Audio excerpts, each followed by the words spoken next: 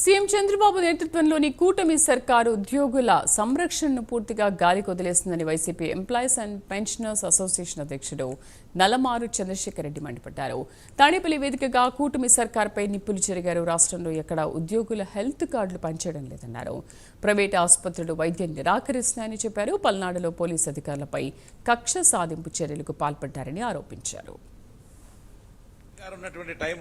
Police officers Palnadu జిల్లాలో దుర్గి మండలంలో పనిచేస్తున్నటువంటి సిఐలు వాళ్ళ టైంలో ఎవరో చనిపోయారు. అక్కడ చనిపోయిన తర్వాత ఆ కేసులో టీడీపీకి అనుకూలంగా చేయట్లేదు అని చెప్పేసి ఆనాడు పనిచేసినటువంటి ఎవరైతే పనిచేస్తారో సిఐల్ని, జయకుమార్ అనే అతన్ని, సమీముల్లా అనేటువంటి సిఐల్ని కావాలని కక్షతో ఈ రోజున ఈ కూటమి ప్రభుత్వం వాళ్ళని సస్పెండ్ చేస్తూ, అదేవిధంగా ఆనాడు పల్నాడు జిల్లాకు ఉన్నటువంటి ఎస్పీ గారు రవిశంకర్ రెడ్డి గారిని, అదేవిధంగా గురజాల డిఎస్పీ జయరాం ప్రసాద్లపై కూడా ఎంక్వైరీ ఆర్డర్ చేస్తూ ఏదో విధంగా వాళ్ళని ఇబ్బంది పెట్టాలి. ఆ రోజు ఉన్నటువంటి ఆఫీసర్లు మాకు సంబంధించిన వాళ్ళకి అనుకూలంగా వాళ్ళు మరి అక్కడ ప్రవర్తించట్లేదు కాబట్టి వాళ్ళ మీద యాక్షన్ తీసుకుని వాళ్ళని ఇబ్బంది పెట్టాలని కక్షతో ఈ రోజున ఉన్నటువంటి కూటమి ప్రభుత్వం మరి రెడ్ బుక్ రాజ్యాంగాన్ని అమలు చేస్తూ వాళ్ళు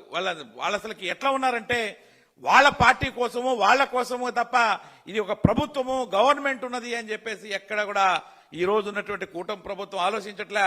అడ్డగోలుగా ఉద్యోగస్తుల మీద మరి దాడులు చేస్తూ ఉన్నారు, కొడుతూ ఉన్నారు, తిడుతూ ఉన్నారు. అయినా కూడా ఎక్కడ ఏ జిల్లాలో కూడా ఇంతవరకు ఒక్కరి మీదైనా యాక్షన్ తీసుకున్నారా అంటే అది లేదు.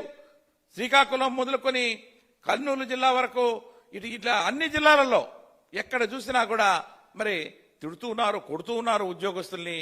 మరి ప్రభుత్వం ఏమి చేస్తుంది, నిద్రపోతుందా అని చెప్పేసి కూడా నేను ఈ సందర్భంగా క్వశ్చన్ చేస్తా ఉన్నా. జగన్మోహన్ రెడ్డి